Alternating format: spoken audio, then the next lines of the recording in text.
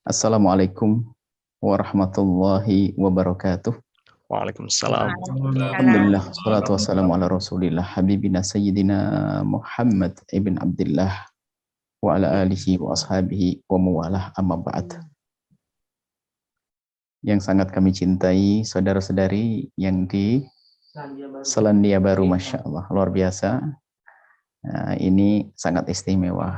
Kalau kerinduan beragama di komunitas mayoritas kaum muslimin itu biasa. Kalau ada wali di puncak gunung itu biasa, aman, karena sedikit godaannya. Tapi kalau ada orang bisa istiqomah di lingkungan yang bukan lingkungan kaum muslimin, tentu itu jauh lebih tinggi pangkatnya dibanding yang di tempat lingkungan aman. Maka wali di tengah kota pangkatnya lebih tinggi dari wali di atas gunung. Kekasih Allah di tengah kota godaannya besar. Selandia Baru, negara yang maju, tentunya godaannya besar, maka yang kuat pasti istimewa. Yang kuat istimewa. Baik, subhanallah. Dan luar biasa, Ramadan masih jauh, tapi ternyata kerinduannya sudah tampak hari ini. Sehingga kami pun harus membahas tentang Ramadan, dan ketahuilah bahwa orang yang akan mulia di bulan Ramadan adalah yang memuliakan Ramadan. Orang yang mendapatkan keberuntungan di bulan Ramadan adalah yang menanti kedatangan Ramadan. Dan sangat tepat jika kita harus mempersiapkan diri kita untuk menyambut bulan agung, bulan mulia, bulan suci Ramadan. Bicara tentang persiapan, ada persiapan lahir dan batin. Batin adalah hati kita. Lahir adalah ada hubungannya dengan ilmu-ilmu zahir. Ilmu puasa mah enteng, nanti kami hadirkan pakai praktik singkat di sini. Akan tapi yang lebih utama adalah batin. Kalau disebutkan man shoma ramadhana imana wa ihtisaban ghufira lahu ma taqaddama min dzambi. Berpuasa karena Allah, mengharap pahala Allah, maka diampuni dosanya. Begitu mudahnya pengampunan dari Allah. Tapi itu dari hati yang sudah tertata. Nah, kalau hati tertata, begitu mudah melaksanakan ibadah puasa. Hati yang tertata itu bagaimana? Keimanan, kalau keimanan insya Allah sudah ada. Kalau tidak akan punya iman, kecuali tidak akan ikut acara ini, kecuali memang di hatinya ada keimanan dengan Allah. Bicara Ramadan karena iman kepada Allah. Akan tetapi ternyata tanda ketulusan iman kepada Allah justru adalah di saat kita berurusan dengan sesama manusia. Kalau untuk berpuasa, itu kan disebutkan kutiba alaikumusiyam, diwajibkan puasa atas kalian. Ini seperti diwajibkan pada umat terdahulu dengan tujuan adalah la'allakum tattaqun, agar kalian bisa menjadi orang yang bertakwa. Bagaimana orang bertakwa? Definisi takwa itu banyak sekali. Cuman kalau kita jajar definisi-definisi tentang takwa itu tersimpulkan dalam makna yang sangat sederhana, yaitu orang bertakwa atau hakikat takwa adalah bagaimana kita bisa baik kepada Allah dan baik kepada sesama manusia. Yang baik kepada Allah tidak baik dengan manusia tidak disebut sebagai orang bertakwa. Biarpun dia sholat malamnya puluhan rakaat, puasa sunnah, Ramadan dan puasa sunnah tidak pernah putus. Tapi kalau dia tidak baik dengan sesama manusia, tidak disebut orang bertakwa. Belum bertakwa, tempatnya neraka. Sampai dikatakan seorang perempuan dikatakan di hadapan baginda Nabi, seorang perempuan yang tudkar bi kathratis sholati wasyami, ada seorang perempuan yang dia sholatnya banyak, puasanya banyak. Terkagum-kagum sahabat Nabi mendengar cerita tentang seorang wanita yang sholatnya banyak dan puasanya banyak. Hanya saja orang ini tu'dhi jiranahu bilisan, tu'dhi bilisaniha. Tu'dhi jiranaha bilisaniha. Cuman dia punya kebiasaan nyakiti tetangga dengan lesannya. Apa kata baginda Nabi SAW? Biarpun dia ahli ibadah, ahli sholat, ahli puasa, tapi dia suka nyakiti tetangganya dengan lesannya, la khaira fiha, nggak ada kebaikannya bagi wanita tersebut, innaha min ahlin nari, dia ahli neraka. Kisahnya perempuan, tapi sama, laki-laki juga sama. Karena kebetulan terjadi ini pada seorang perempuan. Biarpun baik kepada Allah, tapi tidak baik kepada sama manusia, tidak bertakwa. Atau sebaliknya, ada orang baik kepada manusia, tapi tidak baik dengan Allah, maka juga keropos ketakwaannya. Tidak serius bertakwa. Baik kepada Allah itu sangat mudah. Baik kepada Allah sangat mudah. Yang berat memang baik kepada manusia. Baik kepada Allah bagaimana kita menjalankan kewajiban-kewajiban. Sholat 5 waktu. Kemudian puasa Ramadan. Itu pun ada aturan-aturannya, nanti akan kami hadirkan. Kemudian ada haji bagi yang mampu. Zakat bagi yang punya harta dan seterusnya. Sedikit sekali kewajiban untuk baik kepada Allah SWT. Tapi kepada manusia, Masya Allah. Yang sebetulnya kalau kita dengan manusia bisa benar baik, akhirnya keindahan ada pada diri kita sendiri. Orang, manusia adalah satu. Manusia. Ada Allah, ada manusia. Tapi manusia ada ayahanda kita, ada ibunda kita, ada istri, ada anak, ada. Coba, alangkah indahnya hidup kita kalau kita benar jalinan kita dengan ayahanda dan ibunda. Alangkah indahnya hidup kita kalau benar jalinan kita dengan anak kita, dengan pasangan kita. Maka dikatakan bahwasanya jika orang bisa merajut kebahagiaan di dunia, maka itu muqaddimah bahagia di akhirat. Maka hidupnya di dunia dengan kebencian, permusuhan, pertentangan, dendam, prasangka buruk, itu alamat ahli neraka. Makanya perlu kami tekankan di sini untuk menjadi orang bertakwa, baik kepada Allah, iya. Urusan sholat dan nanti puasa Ramadan. Tapi ada yang perlu kita siapkan. Baik kepada manusia. Kuncinya di hati. Singkat, mari. Kita tata hati kita. Pastikan kalau kita akan memangkas dendam kita. Bukan tidak ada dendam. Oh, enggak ada. Semua dari kita ada potensi dendam. Potensi dengki. Potensi sombong.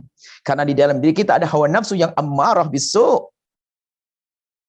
Memerintahkan pada kekejian. Hawa nafsu kita mengajak pada kekejian. Maka ada potensi dendam, ada potensi marah, ada potensi kita dengan dengki tetangga sukses, kita merasa gelisah, ada itu. Cuman kelebihan kita adalah di saat kita merasakan ada sakit, ada penyakit itu, kita perangi. Maka namanya jihadun nafsi, memerangi hawa nafsu kita. Yang dikatakan jihad akbar. Perang agung adalah di saat kita memerangi hawa nafsu kita. Yang mengajak kita untuk mendengki, saudara. Mengajak kita untuk benci. Mengajak kita untuk dendam, mengajak kita untuk sombong, ada di hati. Yuk kita perangi. Lalu bagaimana kita dengan sesama manusia? Singkat. Agar kita indah dengan manusia, pastikan setelah pertemuan ini Anda tidak mengeluarkan kalimat kotor untuk atau tentang saudara kita. Untuk saudara kita atau tentang. Artinya jangan ngomong kasar kepada kotor ke orang. Mencaci, mengolok, dan sebagainya. Jangan ngomong jelek tentang seseorang. Pastikan. Hari ini kita diajari untuk rusak. Komentar di WhatsApp, komentar di YouTube, komentar di media sosial. Yang mengajari kita untuk menjadi jelek sejelek-jeleknya. Capek secapek-capeknya. Karena kalau sudah orang di dalam dunia ada benci, dengki, dendam, capek hidupnya. Tapi si lapang hati, lapang dada tersebut yang hatinya penuh kasih dan cinta telah dipangkas kedengkian, dendam dan benci di hatinya, oh hidupnya tenang, seperti masuk surga, seperti di surga belum masuk surga. Pastikan Anda tidak berucap kalimat kotor. Kan ganti dengan kalimat baik. Saya pengen marah kepada dia. Mungkin semestinya saya caci dan olok dia. Mungkin dia kurang ajar, pinjam duit tidak kembali-kembali, menfitnah lagi. Daripada kita ngomong kotor, kita ganti dengan kalimat baik. Ya Allah, dia keterlaluan denganku, memfitnahku, meminjam uangku kepadaku, tidak kembalikan. Tapi dia beli mobil, beli motor. Ya Allah, berikan rezeki yang banyak dan mudahkan dia bayar hutang. Ampuni ya Allah, jaga. Kita doakan doa-doa yang baik. Pastikan Anda mendengar suara kami saat ini. Kalau Anda tidak kuat, Anda tutup saja saat ini. Karena ini adalah kemuliaan yang sesungguhnya. Kita perlu menata hati kita. Ayo, kita tidak biasa dengan marah. Dengan dendam kepada seorang. Ya marah, tapi harus kita tumpangi dengan kebaikan. Saya marah kepada seorang, saya akan kirim hadiah esok hari. Nah, kalau kita sudah siapkan hati begini, puasa Ramadan indah. Bayangkan di Ramadan kita dengan emosi, dendam, dan amarah. Capek Ramadan, seorang suami yang bekerja keras mencari rizki untuk istrinya. Bayangkan, bekerja keras mungkin di bawah terik matahari yang panas. Tidak tahu Selandia Baru berapa jam di Ramadan tahun ini kira-kira? Musim panas juga? 16 jam. Waduh lumayan ya. Bayangkan, 16 jam. Ramadan tahun ini 16 jam. Bayangkan kalau di luar kita di bawah terik matahari 16 jam tak tahu mencarikan rizki untuk istri yang suka bikin panas, enak atau tidak kira-kira? Atau sebaliknya seorang istri yang lagi masak, menanak nasi di depan kompor yang panas hanya untuk suami yang suka nyelekit kalau ngomong bikin panas. Enak atau tidak? Nggak enak. Tapi coba kita bekerja keras, kita meras keringat banting tulang. Secapek apapun, tapi untuk orang yang tutur katanya lembut, penuh ketabahan, terima kasih tidak pernah luput dari lesannya. Permohonan maaf pun juga tidak pernah lepas dari lesannya. Indah. Begitu juga seorang istri menanamkan nasi buat suami. Kita pun dengan tetangga. Loh, puasa enak. Bayangkan kita lagi puasa, tak-taknya ngelihat tetangganya beli mobil baru. Dari mana dapat duit? Sakit, kasihan banget itu. Jadi, membersihkan hati itu penting sekali. Untuk menghadapi Ramadan dengan bersih hati. Makanya biasanya tradisi di kampung, kita ada namanya apa megengan atau apa istilahnya. Sebelum Ramadan kita tukar-menukar makanan. Kita membuat nasi, ditaruh di, kalau dulu kan takir bahasa Jawanya itu adalah dari daun begitu, dibagi-bagi tetangga. Sebelum masuk Ramadan. Sebelumnya itu apa? Ada pesan apa? Yuk kita damai, agar Ramadan nanti ngajak terawih. Enak semuanya. Jadi sebelum Ramadan sudah kita menjalin silaturahmi yang baik. Coba kita tidak pernah ketemu tiba-tiba Ramadan ngajak terawih. Kita malah dimarahi. Ah, sok banget, sok soleh. Terawih-terawih sendiri kok. Begitu. Tapi kita sudah mulai dengan kebaikan kita. Jadi ini mungkin pertama adalah biasakan lisan tidak mengucap yang jelek untuk seseorang atau tentang seseorang. Jangan ngomongin kejelekan orang. Sudah. Goodbye dengan gunjingan. Selesai, aku tidak mau. Selesai. Maka jika ada orang berbuat salah kepada kita, pastikan akan kita balas dengan kalimat baik. Kita didolimi, kita diambil hak kita. Kita ya Allah berikan kebaikan kepadanya. Ampuni dia. Bisa. Pastikan Anda bisa hari ini. Kalau Anda menganggap ini berat, memang itu berat. Kerjaannya barakah kasih Allah. Anda harus paksakan. Ada sedikit jaminan. Ada sedikit perlu kami sampaikan tentang jaminan dari Nabi SAW. Kalau Anda mendoakan dengan doa baik orang yang bermasalah dengan Anda tadi, maka ketahuilah yang akan dikabul lebih dulu adalah doa untuk Anda. Maka Anda jangan ragu mendoakan. Bahkan kami pun kadang-kadang kalau agak pusing-pusing urusan pondok, pembangunan nggak jalan ya, kadang-kadang guyonannya ini kok tidak ada orang ganggu saya, ini kalau ada ganggu saya lumayan, agar saya doain dengan doa kebaikan nanti saya dapat. Maka kalau ada orang ganggu kita, mencaci kita, ngolah kita, jangan ragu tentang awas nanti malam ya. Dan berani nyaci saya, fitnah saya, gunjing saya nanti malam, awas. Kenapa namanya? Tunggu. Dan ya Allah, temanku kurang ajar kepadaku, mencaciku, mengolokku, ya Allah, tambahkan rezekinya ya Allah. Malaikat menjawab, walaka bimithrin, kau dapat duluan. Kamu dapat duluan. Sudah, selama yuk kita tukar-menukar hadiah. Dan tolong, hadiah bukan setelah menjelang Lebaran saja. Lebih utama saat ini menemukan hati. Baik. Karena waktu ya mungkin singkat saja ini tentang urusan hati tata. Pokoknya jangan caci, jangan ngolok, jangan ngomongin kejelekan orang. Jangan jelekin orang dengan lesan kita, atau lesan maksudnya dengan tangan kita langsung ke orang tersebut. WA juga bisa. Jangan. Hilangkan kalimat kotor yang menyakitkan. Ganti dengan panjatan doa yang baik. Panjatan doa yang tulus ya. Panjatan doa menyakitkan juga ada. Doanya doa bikin kurang aja, bikin sakit hati. Kalau ada orang pelit lalu kita bilang, ya Allah, jadikan dia orang dermawan depan orang terang-terangan, ini kurang ajar, nyakiti juga itu doanya. Bukan begitu, doa tulus. Maka Allah akan beri untuk kita. Insya Allah seperti itu. Kemudian yang kedua adalah ilmu. Adapun ilmunya, ilmu puasa itu sederhana. Kami ringkas dalam fikih itu untuk bermudah. Dalam berpuasa itu adalah ada 9 hal. Tidak kita bahas masalah definisi. Puasa orang paham. Pokok puasa itu pokoknya tidak melakukan, membatalkan mulai dari matahari masuk waktu subuh sampai matahari terbenam sampai maghrib. Menjelang subuh sampai maghrib itu adalah puasa, menahan diri dari hal yang membatalkannya, kan gitu. Definisi puasa adalah menahan diri dari hal yang membatalkan puasa, mulai dari terbitnya fajar shadiq, yakni masuk waktu subuh, hingga terbenam matahari masuk waktu maghrib. Itu puasa. Cuman kan kita harus tahu apa sih yang membatalkan puasa, kan begitu. Maka kami singkat ringkas 9 hal yang membatalkan puasa dan 9 orang yang tidak wajib berpuasa. Tidak tahu Anda pengen yang mana duluan, kan begitu. Membatalkan puasa adalah pertama, contoh saja, nanti akan saya jabarkan. Barangkali sebelum Ramadan ada lagi pertemuan, saya akan bahas tentang fikih atau cari fikih kami. Yang membatalkan puasa yang pertama adalah yang pertama, memasukkan sesuatu ke salah satu lubang yang 5. Yang pertama isinya 5. Memasukkan sesuatu ke salah satu lubang 5. Lubang 5 itu adalah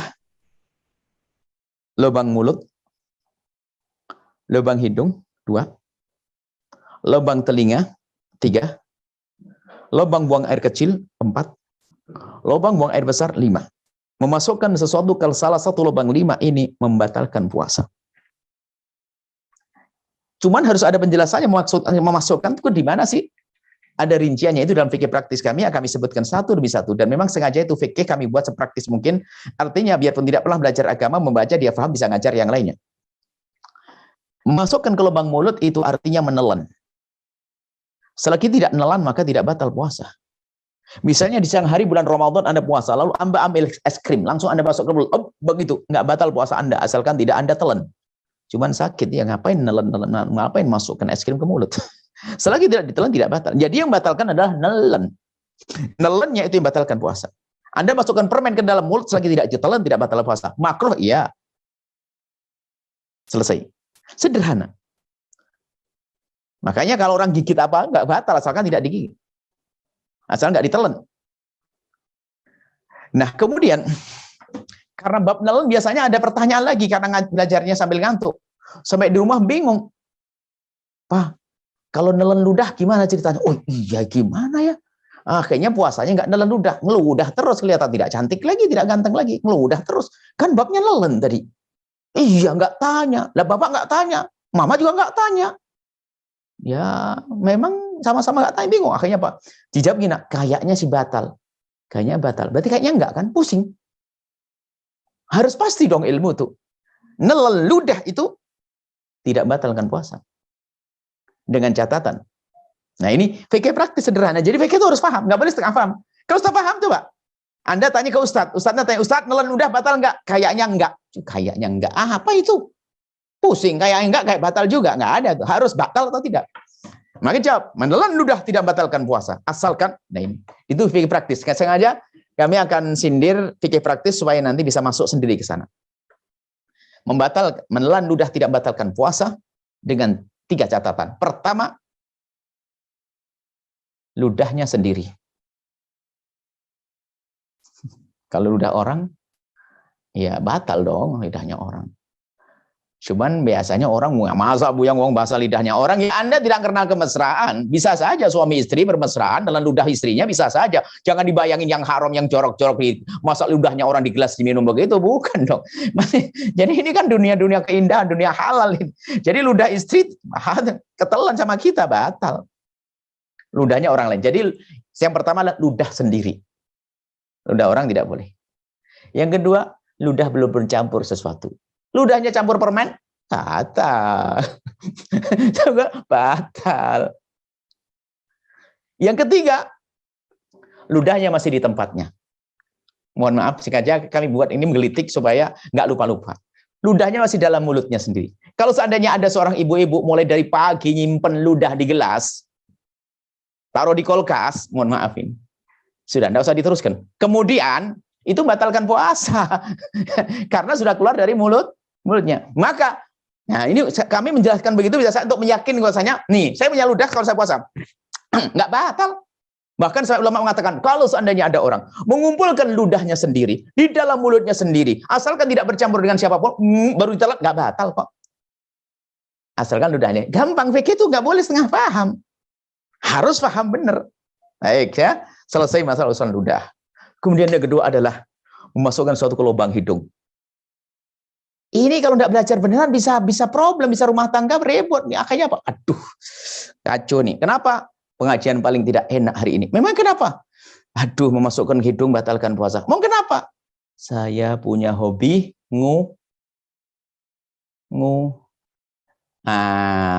akhirnya dipikir kalau bersihkan hidung batalin puasa, jangan-jangan begitu, salah paham, ngajinya ngantuan. Ya, harus jelaskan. Yang dimaksud membatalkan puasa, masukkan ke lubang hidung adalah memasukkan sesuatu, tangan atau apapun ke wilayah yang atas. Kalau seandainya itu air, kita akan rasakan panasnya gerak atas sini. Jadi kalau wilayah bawah, bukan di atas, bukan di tempat yang kalau kita sentuhkan akan ingat apa sekarang antigen, swab ya. Nah itu bukan pembahasan hukum swab batal atau tidak kan di sana. Ini babnya baru. Jadi yang gerak panas itu batalkan puasa. Nah, maka dari itu kabar gembira bagi siapapun yang punya hobi ternyata tidak batal puasa. Selesai. Ini sederhananya belajar fikih itu yang ringan, nggak berat-berat. Kemudian masalah kuping, masukkan ke lubang telinga. Itu khilaf di antara para ulama. Telinga adalah, yang dimaksud telinga adalah dalam telinga. Kalau luar telinga, nah luar telinga itu ukurannya Pak, yang masih bisa dijangkau oleh kelingking kita itu luar. Yang tidak bisa dijangkau dalam, misalnya pakai korok kuping batal puasa menurut mazhab Imam Syafi'i. Dan jumhur ulama.